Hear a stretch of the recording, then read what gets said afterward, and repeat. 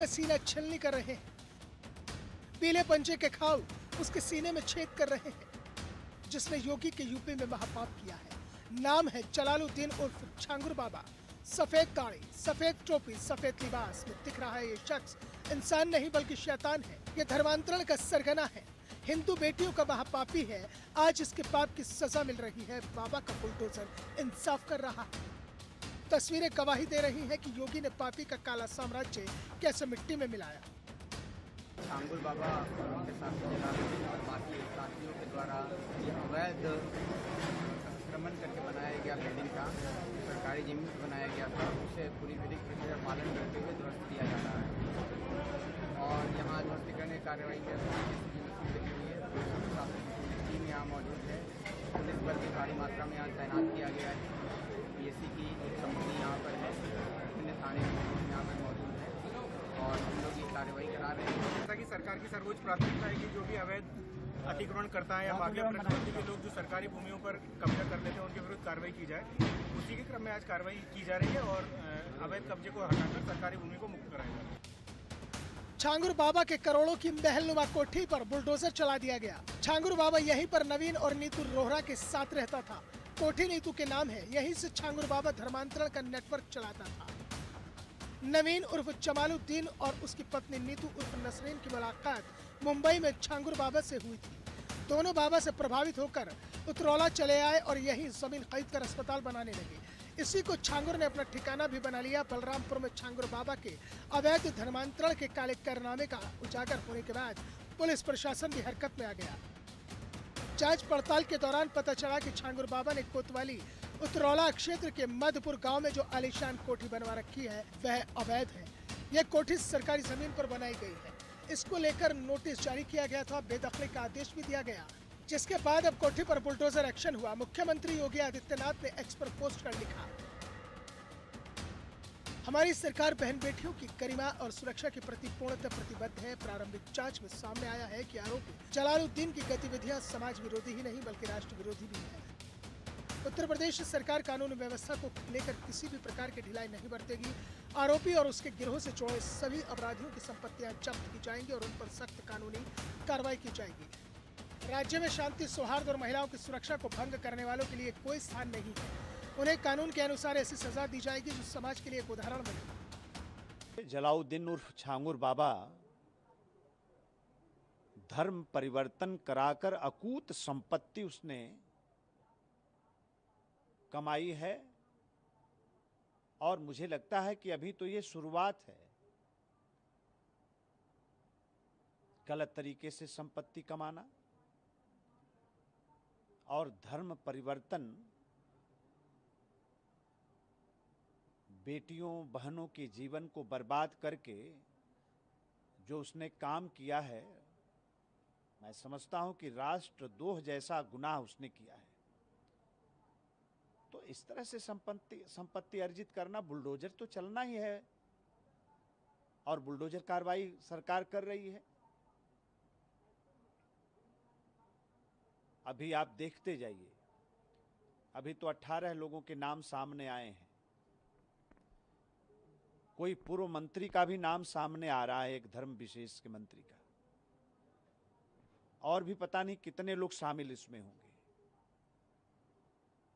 अभी भी पता नहीं कितनी संपत्ति का पता लगना है। 40 देशों का नेटवर्क, और जिस तरह से देश के खिलाफ ये घिनौनी साजिश देश की सीमा के बाहर से हो रही है, उसका भी एक उदाहरण है। ये सरकार ने पहले कहा कि हम सख्त कार्रवाई करेंगे, कार्रवाई हो रही है। योगी का संदेश साफ है कि जो भी यूपी में फन उठाएगा उसका फन कुचल दिया जाएगा।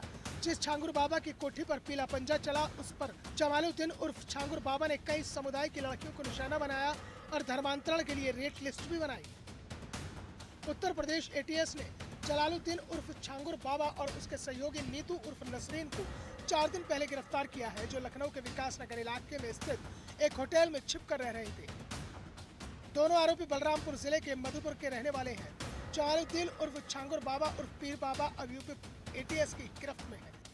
छांगुर बाबा ने बहला फुसलाकर मासूम लोगों का धर्मांतरण करा उन्हें मुस्लिम बनाया। छांगुर बाबा ने जिन लोगों का धर्मांतरण कराया था उनमें से कुछ लोगों ने हाल ही में लखनऊ में घर वापसी की है। छांगुर बाबा को लेकर खुलासा, लालच देकर गैर मुस्लिमों को धर्मांतरण कराना। छांगुर बाबा के 40 से ज्यादा बैंक अकाउंट्स, 100 करोड़ रुपए से ज्यादा का लेन देन, खाड़ी देशों से इनके अकाउंट्स में पैसे भेजे गए। छांगुर ने 40 बार इस्लामिक देशों का दौरा किया। धर्मांतरण कराने वालों को जाति के हिसाब से पैसे दिए गए। खास तौर पर लड़कियों को निशाना बनाया जाता था।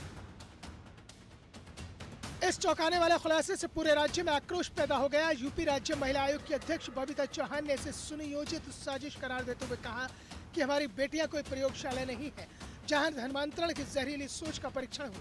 जो बेटियों को छल कर उनका धर्म छीनते हैं वे समाज के दुश्मन हैं। ऐसे लोगों को फांसी की सजा मिलनी चाहिए। मैं तो कहूंगी कि ये इसको कहना चाहिए कि विनाश काले विपरीत बुद्धि। कि अगर जमालुद्दीन की बात की जाए तो वो भी ऐसे प्रदेश में जहां योगी आदित्यनाथ जैसे मुख्यमंत्री हैं और जिनको पता है कि वो महिलाओं के लिए तो अगर कोई भी बात है या कहीं भी है तो वो उनके मकानों तक तो बुलडोजर चल जाते हैं, जो बुलडोजर से खोद कर अपराधियों को निकलवा लेते हैं। तो क्या आपको लगता है कि जमालुद्दीन जैसे लोगों को तो वो गड्ढे में भी कहीं छुपे होंगे या इनके जो गैंग में जितने भी लोग होंगे उनको खोद कर निकलवा लेंगे? ये बहुत ही घिनौना कृत्य है जो अपने समाज पे भी और अपने धर्म के ऊपर भी और इंसानियत के ऊपर भी जिसको कलंकित करते हैं। तो ये जमालुद्दीन जैसे लोगों ने इतना गंदा माहौल किया हुआ है कि जो छोटी बच्ची हैं, जो नाबालिग हैं, जो अबोध बच्चियां हैं जिनको कहना चाहिए, उनको सिर्फ पैसे के लालच में बहला फुसला के, जैसे ब्राह्मणों की बच्चियां हैं या क्षत्रियों की बच्चियां हैं तो उनको ये 15-15 लाख रुपए दे रहे हैं। जो हमारी थोड़े दलित समाज से बच्चियां हैं उनको ये 10-10, 12-12 लाख रुपए, जो थोड़ा कमजोर वर्ग है उन बच्चों को ये ले जाते हैं और उन्हें बहला फुसला कर उनके साथ उनका धर्मांतरण करवा रहे हैं। तो इससे ज्यादा गंदी और घटिया घिनौनी बात कोई हो ही नहीं सकती। तो मुझे लगता है कि जो क्योंकि जैसा अभी इनका 100 करोड़ रुपए का इस गैंग का ट्रांजैक्शन पकड़ा गया है, 40 देशों में इनके कॉन्टेक्ट मिले हैं, तो इसका मतलब यह है कि इनके जो लोग हैं वो 40 देशों में तो कहीं ना कहीं बैठे हुए हैं। तो अब ये संभव नहीं है कि ये बच पाएंगे। जहां भी होंगे इनको वहां से खोद के निकाल लिया जाएगा और इस गैंग का सफाया होना ही है, क्योंकि ये एक बहुत ही सीरियस मुद्दा है। ऐसा नहीं है कि ये, क्योंकि ये बहुत छोटी बच्चियों के साथ अगर ऐसा घिनौना कृत्य ये कर रहे हैं तो इसके लिए तो इनको उम्र कैद की सजा तो इसमें है ही, और इससे बड़ी भी अगर कोई सजा हो सकती है तो वो सुनिश्चित कर देनी चाहिए। छांगुर बाबा साल 2015 तक साइकिल पर नग बेचता था। गांव-गांव नग बेचते बेचते उसने अपनी अलग पहचान बनाई। इसके बाद वह पहले मुंबई और फिर सऊदी अरब चला गया। सऊदी से लौटने के बाद छांगुर बाबा ने मुंबई और यूपी में अपना नेटवर्क फैलाया। अब उस नेटवर्क को ध्वस्त किया जा रहा है और हर गुनाह का हिसाब हो रहा है। Bureau report, news one India. और हमारे साथ खेमचंद शर्मा प्रवक्ता बीजेपी, पूजा बिष्टा प्रवक्ता समाजवादी पार्टी, एच.एस. रावत हिंदू धर्मगुरु हैं और शोएब सिद्दीकी जो कि मुस्लिम स्कॉलर हैं हमारे साथ सब जुड़ चुके हैं। आप सभी का बहुत स्वागत है। शोएब, शुरुआत में आपसे करूंगा, ये इस तरह के मौलाना अपनी नाम बदल के, पहचान बदल के और दूसरों का जो धर्म परिवर्तन करा रहे हैं, ये सब क्या चल रहा है? पिछले कुछ सालों में इस तरह के कई मामले आए, अब ये इतना बड़ा नेटवर्क, 40 देशों में बताया जा रहा है कनेक्शन, 100 से ज्यादा अकाउंट, 100 करोड़ का लेन देन, ये क्या हो रहा है ये सब? देखिए राजेश भाई, ऐसा है, जाहिर सी बात है ये बहुत बड़ा काम है जिसको उन्होंने छांगुर बाबा ने अंजाम दिया और जो सरासर हर मुल्क के लिए गलत है, एक समुदाय की बात नहीं है। उन्होंने बहुत बड़ी गलती करी इस बात की बात। और जो आप ये देखिए, सबसे पहली बात राजेश भाई ये है कि इसके पीछे किनका हाथ है, इस पे नजर रखने की जरूरत पड़ेगी। होता क्या है कि चंद लोग कुछ गलती कर जाते हैं, पूरे समुदाय को झेलना पड़ता है। मेरी मुख्यमंत्री जी से गुजारिश रहेगी इस पे निष्पक्ष जांच हो। जाहिर सी बात, किसी के धर्म का मामला हो, चाहे कोई हिंदू मुसलमान कर रहा हो या मुसलमान हिंदू कर रहा हो या ईसाई मुसलमान कर रहा हो, कोई भी धर्म कोई जाति का हो चाहे, मगर वो इस तरह कृत जो करता है, मैं समझता हूँ उससे पूरे समुदाय को चोट पहुंचती है। और इन्होंने जिस तरह, अब आप ये देखिए कि थोड़ी सी यहाँ पे मैं सोचता हूँ प्रशासन की भी थोड़ी कहीं चूक हो गई, क्योंकि इनका जो नेटवर्क, जो भी आपने ही बताया, आपके प्रवक्ता ने बताया कि 2015 में ये साइकिल पे नट बोल्ट वगैरह बेचते थे, पंचर आते थे।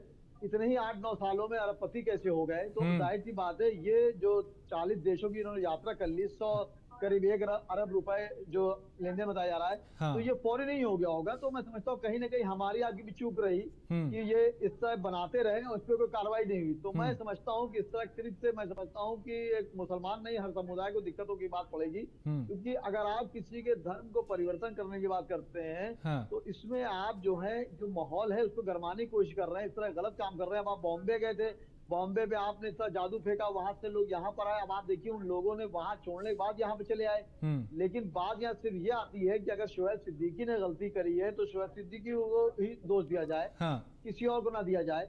और मेरी गुजारिश अपने समुदाय के लोगों से भी रहेगी और समुदाय के लोगों से रहेगी कि कम से कम आप इस मुल्क में गंगा जमनी तहजीब की मिसाल रखें और इस तरह के कृत्य ना करें जिससे कि पूरे समुदाय को एक लज्जत आए और मैं कोई जवाब न दे पाऊं। तो जाहिर सी बात इनके साथ जाहिर सी बात है कानूनी कार्रवाई हो रही, विधि का ही सहारा लिया जा रहा है और इस वक्त कार्रवाई की जाए जिससे कि आम समुदाय खासकर मुसलमान समुदाय पे कोई दिक्कत ना हो। मेरी मुख्यमंत्री से गुजारिश रहेगी कि निष्पक्ष जांच हो और जो दोषी हो सिर्फ उनको ही सजा दी जाए, इसमें अथराइज लोगों को ना परेशान किया जाए। ठीक है रावत साहब, चूंकि पिछले 10 साल में इतना बड़ा नेटवर्क इनका फल फूल गया, बड़े पैमाने पे धर्मांतरण कराया, कई देशों से लिंक, 100 करोड़ का लेन देन, क्या आप लोगों को भी इसका पता नहीं चल पाया? क्योंकि आप लोग भी मुहिम चलाते हैं कि भाई इस तरह से धर्मांतरण नहीं होने देंगे, उसको रोकेंगे, घर वापसी और तमाम अभियान चलाए जा रहे हैं। ये झांगुर बाबा, ये सलाउद्दीन इतने बड़ा रैकेट चला रहा था और किसी को कानो कान खबर नहीं लगी। देखिए राजेश जी, सब पता, लेकिन सरकार के कोई बोल नहीं पाता। आपको याद होगा एक पीस टीवी चलता था और उस पर 24 घंटे धर्म परिवर्तन कराता था जाकिर नाइक, और वो सीधा बोलता था कि ये जितने भी काफिर लोग हैं इनको जहां देखो इनका कत्ल कर दो, और इनकी जो औरतें हैं ये सब इस्लामिक जिहादियों के लिए इस्तेमाल के लिए अल्लाह ने भेजी हैं। इनका शोषण करो, इनको अपनी दासी बना के रखो और इन लोगों के साथ में खेती की तरह इस्तेमाल करो इनको। ऐसे वाहियात किस्म के वीडियो आज भी यूट्यूब पर पड़े हैं, और वो फिर भाग गया जब मोदी जी की सरकार आई। भारतीय जनता पार्टी की सरकार आने के बाद वो भाग गया। यानी ये जो जिहाद थी सरेआम टीवी के ऊपर चल रही थी, और उस समय कांग्रेस और मनमोहन सिंह की सरकार थी, कोई बोलने वाला नहीं था। अगर हम लोग उस समय बोलते थे तो हमारे ऊपर एक्शन होता था।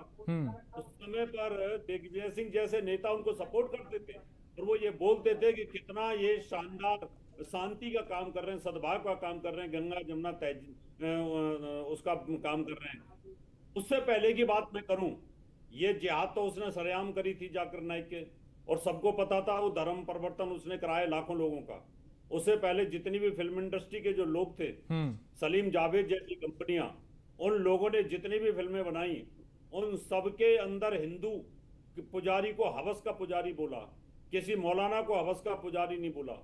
वहां पर जितने भी फिल्म स्टार थे बड़े बड़े मुसलमान, सब ने हिंदुओं से शादी करी, और उसका दुष्परिणाम ये हुआ कि उनकी देखा देखी लाखों हिंदू लड़कियां मुसलमानों के प्रति प्रभावित हुई और उनकी तरफ आकर्षित हुई और उसका मिसयूज किया गया। उसके बाद में इस्लाम के अंदर एक जिहाद है राजेश जी, कि साम दाम दंड भेद की नीति से किसी भी प्रकार के इनका धर्म परिवर्तन कराया जाए। अब नया फंडा आ गया, इनको पता था कि आप तलवार के दम पर, बम के दम पर तो आप किसी का धर्म परिवर्तन नहीं करा सकते। अब उन्होंने धन दे करके, अब उन्होंने कलावा बांधकर, तिलक लगाकर, नाम परिवर्तन करके ये शुरुआत की है, और इसका पता चला है तो शिकंजा कसा जा रहा है। भी गाजियाबाद के अंदर भी मौलाना पकड़े गए थे। तो ये पता था, लेकिन कुछ मजबूरियां होती हैं कि हम कुछ कर नहीं सकते थे, जो सरकार की सपोर्ट थी। ठीक है खेमचंद जी, थोड़ी चूक हुई है, देरी हुई है इस एक्शन में जो आज हो रहा है, क्योंकि पिछले 9-10 साल में ये इतनी बड़ी संपत्ति पे कब्जा कर लेता है, एक बड़ा साम्राज्य खड़ा कर लेता है, कई लोगों का धर्म परिवर्तन करवा देता है। अब जरूर बुलडोजर एक्शन हो रहा है, लेकिन क्या चूक हुई है सिस्टम से भी इसको पकड़ने में, देरी हुई है? जय श्री राम, जय हिंद। सबसे पहले तो मैं आपसे अनुरोध करना चाहूंगा, आपने जांगुर बाबा लिखा है, जांगुर मुल्ला मौलवी लिखे नहीं, उसकी पहचान दूसरी यही है। सलाउद्दीन जो इसका पूरा नाम है, इसकी पहचान दूसरी यही है। बाबा, ये सबसे बड़ा कांड तो यही है। उधम करेंगे मुल्ला मौलवी, पाप करेंगे मुल्ला मौलवी, बदनाम होंगे बाबा, हिंदू बाबा। वही उर्दू का शब्द लगाइए। मेरा अनुरोध है, विनम्र अनुरोध है। दूसरा, ये समस्या आज की नहीं है, ये तो आज तो अपराधी पकड़ा जा रहा है। हम तो ये 15, 20, 25 साल से कह रहे हैं, सारे हिंदू संत कह रहे हैं कि भाई लव जिहाद एग्जिस्ट करता है, लैंड जिहाद एग्जिस्ट करता है, धर्म परिवर्तन चल रहा है। जो विपक्ष आज इंडी गठबंधन वाले हैं वो तो कहते हैं कोई समस्या ही नहीं है। मुस्लिम स्कॉलर भी कहते हैं कोई समस्या नहीं, हमें डिफेम करने की कोशिश की जा रही है। भारतीय जनता पार्टी का राज है, अगर कोई भी पीड़ित रिपोर्ट कर रहा है तो जड़ तक जा रही है सरकार, जड़ तक एडमिनिस्ट्रेशन जा रहा है। जैसी रिपोर्ट हुआ, जैसी सूचना मिली, आज इस झांगुर मुल्ला मौलवी की जितनी भी इलीगल संपत्ति है उस पर एक्शन हो रहा है, सारी जड़ें खोदी जा रही हैं। और जो मेरे पास जानकारी है उनके जो लिंक हैं पूर्व मंत्रियों के साथ भी पाए जा रहे हैं। बहुत सारे ऐसे लोग पाए कनेक्टेड हो रहे हैं जिन्होंने इनको सह दी, स्थापित किया इनको एडमिनिस्ट्रेशन से, सरकार से, या बहुत सारी और चीजों से बचा के रखा और इसके इस इलीगल धंधे को बढ़ावा दिया। ये एग्जिस्ट करता है, रियलिटी है। लोग कहते हैं केरला स्टोरी सिर्फ मूवी थी, फेक है, नरेटिव है। नरेटिव नहीं, सच्चाई थी। वो यूपी में चल रहा है, राजस्थान में चल रहा है, मध्य प्रदेश में चल रहा है, पूरे देश में चल रहा है। आज भाजपा की सरकार है तो वो सामने आ रहा है। पहले पीढ़ी डर के मारे बोलते नहीं, तो बोले तो किससे बोलेंगे तो जो सरकार वाले हैं वो बोलेंगे तुम ही गलत हो, तुम पैसे लेकर वहां पे चले गए हो, कन्वर्ट हो गए, वो ये दिखेंगे ही नहीं। और ये सब का बहुत बड़ा जो कारण वो है अपीजमेंट की पॉलिटिक्स, तुष्टीकरण की पॉलिटिक्स, मुस्लिम फर्स्ट की पॉलिटिक्स, कि मुस्लिम फर्स्ट नागरिक, बाकी के जो लोग हैं वो सेकंड नागरिक। वो अपने सैया के साथ चलेंगे, हिंदू की किसी लड़की को ले जाएंगे। करना क्या है, सिर्फ धर्म परिवर्तन कराना है, उसको तीसरी बेगम बनाओ, चौथी बेगम बनाओ, जो बनाना है वो बनाओ, वेरी इजी। अगर हिंदू की कोई विडो भी है, डिवोर्सी भी है, बहुत ही आसान है। धर्म परिवर्तन कराओ, उसको थर्ड भी बनाओ, फोर्थ भी बनाओ, कोई कॉम्प्लेक्सिटी नहीं। तो ये इसके पीछे मैं मानता हूं जो अपीजमेंट की पॉलिटिक्स है, अपीजमेंट की सोच करने वाले लोग हैं, वो जिम्मेदार हैं। ये सब चीजें सामने आ रही हैं और योगी बाबा के हत्थे लगाए ये मुल्ला मौलवी, ये झांगुर की सारी झांगियां निकाल दी जाएंगी। ठीक। और जितने भी लोग लिंक हैं वो सबको बराबर सजा मिलेगी। ठीक है। पूजा मिश्रा, आपका रिएक्शन, चूंकि तार बताया जा रहा है कि भैया पीछे जो सरकार थी उससे भी जुड़े हुए हैं इस झांगुर के, और अब चूंकि परतें खुल रही हैं तो फिर कुछ और लोग भी जद में आएंगे। राजेश जी आपको नमस्कार, साथी वक्ताओं को नमस्कार। उत्तर प्रदेश का दुर्भाग्य है, उत्तर प्रदेश का दुर्भाग्य है कि सरकार ऐसी मिली हुई है कि किसी भी चीज की अकाउंटेबिलिटी नहीं लेती है। नाक के नीचे कुछ भी होता रहेगा, सरकार को पता नहीं चलता है, अथॉरिटीज को पता नहीं चलता है। यूपी एसटीएफ की रिपोर्ट और जो है यूपी एटीएस की रिपोर्ट है, उन रिपोर्ट के अनुसार में ये जो भी झांगुर बाबा है, ये जो काम कर रहा था, ये 2015 तक ये जो है एक साइकिल पे अंगूठियां ही बेचा करता था। और आपको पता है कि रोहार जो नीतू नाम है, दंपत्ति जो है नवंबर 2015 को महाराष्ट्र में वापस आते हैं विदेश होकर के, धर्म परिवर्तन करके, और उसके बाद में जाकर के उनके संपर्क में आता है। मतलब कुल मिलाकर के 2016 से जो है ये इंटरनेशनल रैकेट फॉर्म होना चालू हो गया, और ये फॉर्म होकर के इतना बढ़ गया, बिल्कुल कैंसरस हो गया, और इनको पता ही नहीं चला। इनको तब भी नहीं पता चला इलाहाबाद से जो है दिल्ली से केरला ले जाकर के बेटी बेची गई, इनको नहीं पता चलता। पता कब चलता है, जब वो बेटी खुद जैसे तैसे बचा करके आती है, वो कंप्लेन करती है। क्यों नहीं पता चला इनको, पता है आपको? क्योंकि ये तो बिजी थे नाम लिखवाने में, ये तो बिजी थे कि मुसलमान अपने घर के छत पे जाकर के नमाज नहीं पढ़े, क्योंकि ये तो बिजी थे 5000 स्कूल बंद करवाने में, ये बिजी थे दारू के ठेके खुलवाने में, ये इन सब चीजों में बिजी थे। ये बिजी थे घोटाले करने में 69,000 की, ये बिजी थे जो है पेपर लीक करवाने में, ये बिजी थे छात्रों के ऊपर लाठी चलवाने में। ऐसे चीजों को देखने में बिजी नहीं थे। आप बताइए, 2 साल से कह रहे हैं कि जब कंप्लेन की गई तो सुनवाई हुई, 2 साल से जो है कंप्लेन की जा रही थी, कोई सुनवाई नहीं हुई। आप सोचिए कि 2015 के बाद में ये व्यक्ति बढ़ना चालू हुआ और इतना बढ़ गया। इनको आप अभी भी कह रहे हैं कि पूर्ववत की आपकी एसटीएफ कह रही है, एटीएस की रिपोर्ट कह रही है कि बलरामपुर सेजेएम में वर्तमान का क्लर्क राजेश उपाध्याय, वो इसके जो है मुकदमे को छुपाता था। उसकी पत्नी के नाम पे जो संपत्ति ली गई, उसको पार्टनर बनाया गया हुआ, पुणे में 16 करोड़ की जो संपत्ति ली गई हुई है। आप बताइए राजेश जी, अब भी अकाउंटेबिलिटी नहीं लेना है इनको? मतलब कब अकाउंटेबिलिटी लेंगे आप? अब भी आपको पोलराइजेशन करना है? अब तो कम से कम ये बात कर लीजिए कि ये गलत नेक्सस चल रहा था। ये कोई बात नहीं होती है, कह रहे बेटी के साथ में रेप हो जाए, जाके घर पे बुलडोजर चला देंगे, क्या बंद हो गया रेप होना? ये कौन सी बात होती है? जुडिशरी आपका पार्टी नहीं है, आप जुरिडिक्शन हाथ में लेकर के रखे हुए हैं। जब देखो तब आपको जो है कानून अपने हाथ में ले रखा है कि हम जजमेंट करेंगे।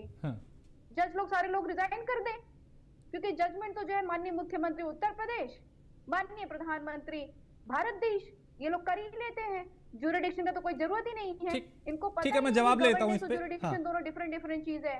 उत्तर प्रदेश को ये गर्त में डालते चले जा रहे हैं, अपने अभी बोला ना अपलिसमेंट की पॉलिटिक्स करने में, पोलराइजेशन की पॉलिटिक्स करने में। हाँ, शोएब सिद्दीकी उत्तर प्रदेश को बर्बाद कर रहे हो। 2 नक्सल विद इन अ वीक, कितना सीरियस इशू है आप सोचिए। लेकिन उसके बावजूद भी ये पूर्व सरकार में चले जा रहे हैं। ठीक है, शोएब सिद्दीकी आप कुछ कह रहे हैं। बात भी हो रही है 16 करोड़ जो है मनी ट्रेल की बात हो रही है। राजेश भाई, ऐसा है कि ये मौजूद जो है बहुत अहम है और जाहिर सी बात है एक बहुत बड़े समुदाय पे इल्जाम है। और इल्जाम नहीं है, वो हकीकत भी यही है।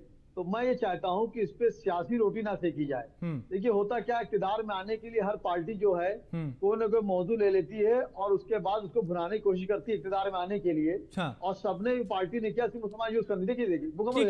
मेरा कहने मतलब पॉलिटिक्स ना करिए। ठीक है शोएब सिद्दीकी, मैं रोक रहा हूँ आप सभी को, माफी के साथ रोक रहा हूँ। इस बीच एक बड़ी खबर आ रही है, शुक्रिया आप सभी का, और हमें वो खबर दर्शकों तक पहुंचानी है। इस बीच एक बड़ी खबर हापुड़ से, जहां सड़क हादसे में मंत्री गुलाबो देवी घायल हुई हैं। मंत्री के काफिले की कई गाड़ियां एक दूसरे से टकराई हैं और मंत्री गुलाबो देवी समेत कई पुलिसकर्मी भी इसमें घायल हुए हैं। गुलाबो देवी का रामा अस्पताल में इलाज चल रहा है और हादसे के बाद डीएम एसपी मौके पर पहुंचे हैं। खराब गाड़ी खड़ी होने की वजह से यह हादसा हुआ। नेशनल हाईवे 9 फिजारसी टोल प्लाजा का यह मामला, जहां मंत्री के काफिले की गाड़ियां एक के बाद एक आपस में टकराई। तो गुलाबो देवी का रामा अस्पताल में इलाज चल रहा है। ये तस्वीरें उस हादसे की।